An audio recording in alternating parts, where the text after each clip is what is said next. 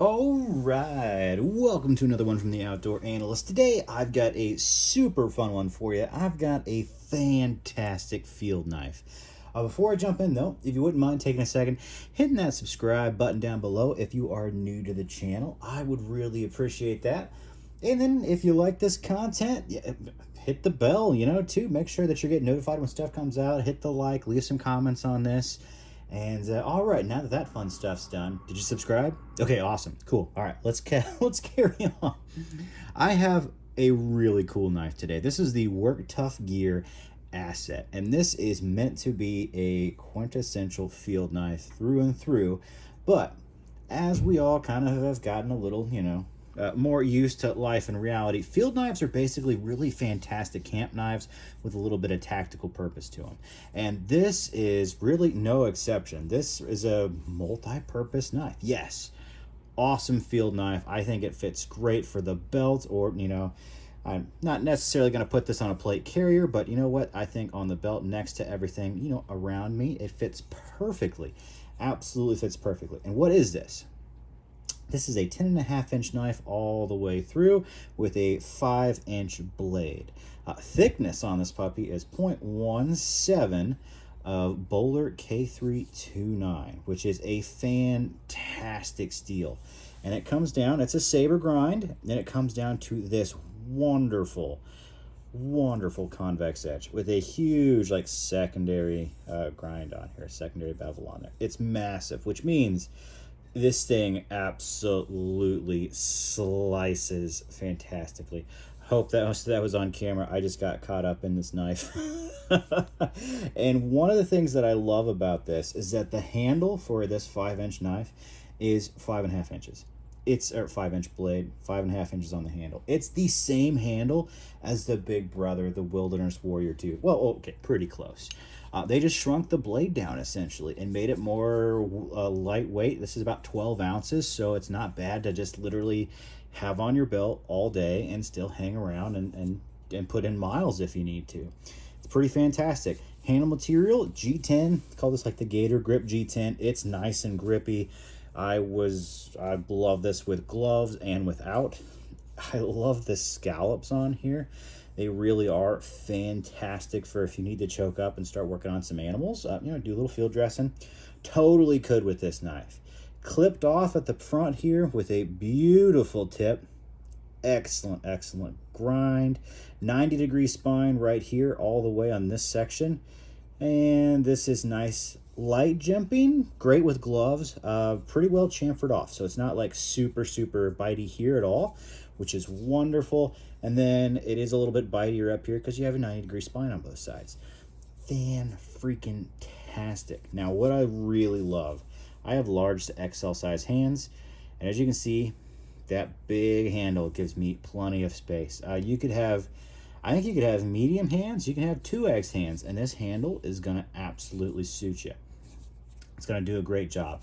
Now, can you do some chopping with this? Because it is full tang and it's 0.177, yeah, you can do a little bit of light chopping, delimbing, that sort of thing. I had no issues with it. I cleaned this blade up a lot. I did a lot of batining for whatever I was allowed to do with 5 inches. And, well, maybe that's not what she said or something, but it really did fantastic. I put this through some naughty twisted wood, no problems whatsoever. K329 handled it incredibly well, and the edge retention is actually really good. I like this steel. It just reminds me so much of baby CPM 3V with just not a pain in the butt to put an edge back on it. I really like this steel. It just grows on me every single week. The more I use this and other knives in it, it just absolutely rocks. So the ergonomics are awesome. I loved the Wilderness Warrior Gen 2, the big brother of this. The ergos are pretty much the same. Let me bring that out. This is a shrunken down version. So instead of having that, larger blade on there, you've got a little bit shorter of a blade. Handle wise though, it is nearly identical.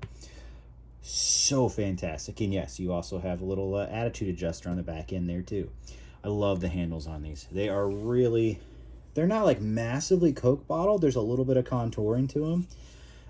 The more subtle things are these days, the more I like them. These just fit so well in hand. This one, kind of the all-around survival knife with just a, you know, a little bit bigger blade on there, that's for sure. This thing is the field knife. This is a big belt knife if you're going to run that route, or something to chuck on the pack. This is something that truly works perfectly for the belt, without a doubt. Works absolutely great on the belt. So that's these knives in a nutshell, just in case you want to see the difference on them. Handle wise, fairly even on there. Just difference in blade, honestly. And you don't have that choil on there. Fantastic. Absolutely love them. Maybe another comparison on here. This is going to be a knife that we'll be seeing more of. This is the Little Evil. This is the short one, so Little Evil or Little Evil Fighter S. A little bit bigger blade. You got a 6-inch blade on the Little Evil. Much thicker handle all the way around. This one's definitely meant for larger hands. Zeke Monacho design versus this was designed by ODM. Both very comfortable, ergonomic.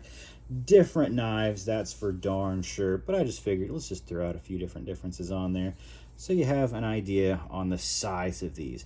This is not a small knife. I feel like it kind of looks small, but it's not huge either. It's just a great medium-sized field knife all around.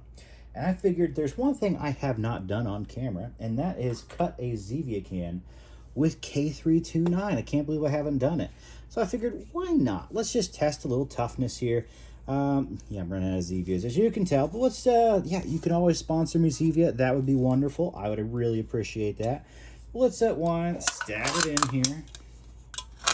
Just so people know, yeah, I stabbed it in. And let's cut through this thing. See if we have any edge issues. Probably going to be a little bit more complicated since there's not the sturdiness of the full can there.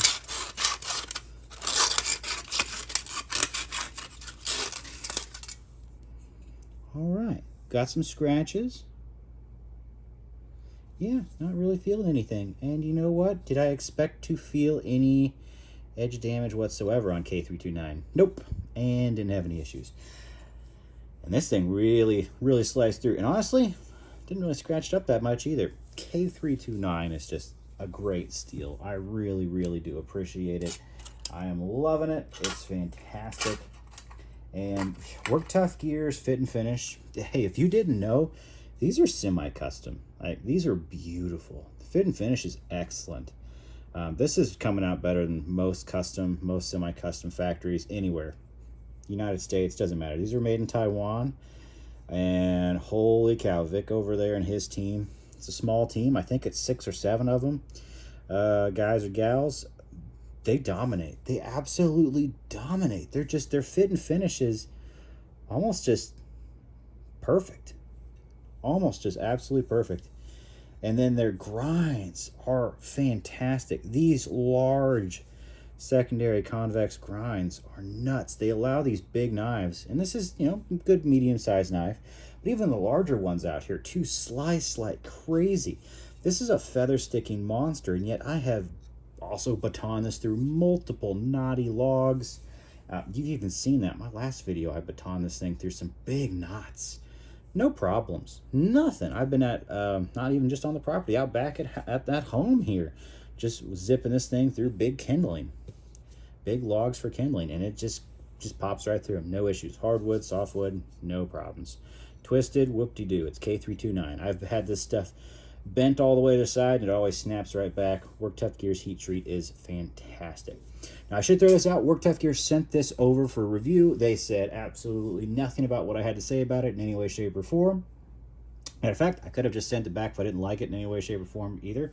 And I know we probably would have disappointed Vic, but that's not my problem. I have no rules in any way of what I have to do with this. It's just basically, hey, you want to check this out? Do a review if you want. I have been so impressed with Work Tuff Gear that I'm just sad I hadn't gotten onto the Work Tuff Gear, I don't know, not bandwagon, but train. Yeah, there's some weird designs that I don't love out there, that's for sure. But most of the stuff is very ergonomic, very well designed. The designers that they work with are awesome. And then the execution is nuts. It's just absolutely nuts. And their Kydex is fan-freaking-tastic. I don't have the belt loop on here. But this thing just, all their Kydex snaps in, has good Good ramps on there. Some people prefer taco style over the pancake. If you want to talk about pancake, though, I think pancake-wise, they probably have some of the best just kydex that's out there. Kydex sheath alone would cost you almost $100 to have somebody do something like this. Actually have the same quality. That's what I'm saying. You can have a bunch of people make $40 or $60 kydex sheaths for you. And yeah, most of them kind of suck, to be honest with you. You have to get a really good maker to do something awesome. Or a really good factory. Like these guys, you know, drain holes built in. Just so quiet on there. Did I even shake it? I should have shook it for you. Nothing. The fit is perfect on here. Oh, I just love it. I just love the work you get from Work Tuff Gear. It's hard to find anyone, any company, any brand that is bringing, especially the production numbers these guys are, with the fit and finish that they are. And yeah, they're all semi-custom. These are, you can see them all doing all the handwork on here. It's amazing. They don't cut corners. And they must really take blems seriously, because I've never seen a blem. Never seen an issue really from it at all. And that's just awesome. Yes, I've purchased quite a few Work Tuff Gears myself now. I love it when they send stuff over to review. I am happy to. Whether that's good or bad, you're going to hear it. There's not a lot of bad. I mean, do I prefer having, you know, honestly, this is a design thing. Do I like having this on the back here? No, I don't need an attitude adjuster. The back pommel of anything's going to do. But hey, if you want to crack some nuts, I zip this into a log or two, and boy, it does some good penetration. Or I guess if you're thinking about, you know, window breaking, something like that, cool, very, very cool. This would be a great truck knife, just something to keep in there, just to use as a pry bar if you need to. It does have, no, I'm not going to call this a thin tip, but it gets down to be thin and pointy if you need to do what you need to do. But if you need to kind of pry with it, I'm not really afraid to. It's pretty tough. I've just chucked this into tons of logs, twisted it around, no issues whatsoever. So yeah, there it is. Fantastic field knife, awesome camp knife. This is great for, honestly, doing veggies too. It gets down nice and thin. It's a saber, so expect it to split out up here a little bit. But man, it's good. It's slicey, and it's also tough. As a soldier knife, this thing's great. You could absolutely just zip open MREs, and next thing you know, you'll be digging a hole, and then, you know, possibly using this for something real. But generally, I think most of these get used as pry bars in really tough situations, beyond anything else. Very, very cool, though. If you're looking for a field knife, or just a nice camp knife, or property knife, throw this on the belt. This will do all your work that you need to. It's just beautiful. It's just a beautiful design. ODM, I love their designs. They really do have great design language. It is really, they're all around just rock stars for their design. They're really good all around knives. I think that's what they're going for. Generally, it's a really good all around knife. And I think this is a good all around survival knife. I think this is a fantastic field/camp knife. It really does rock. I'd put it up there essentially against like your, oh my gosh, what, TJ Schwartz LT5 camps. Like, honestly, this convex is a game changer. There's definitely a thinner edge out there on some of those knives, but this convex gets down so thin and slicey. Man, it really just, it competes. It really competes in the thin, slicey camp knife area as well. And I don't think it just competes for the price. I don't think you can beat these. These dropped July 30th, and they're sick. Absolutely sick. I think they're around 200, maybe a little less. Maybe, is it 160? Shoot, you know what? I should have looked up the price of what these things were, because they are freaking phenomenal for the price. I remember thinking, holy cow, what really fits in this price range? Let me look here. 169. Holy crap. This is going for 169. Yeah, there's really nothing in this price range that has this fit and finish for that price. Holy cow. I thought it was up at 200 in my mind. No, this is sick. This is absolutely sick. Keep these on your radar. If you're looking for a field knife, looking for a camp knife, seriously, give these things a second peek. I am darn impressed with the asset. It's just a sick knife. All right, I'll catch you on the next one.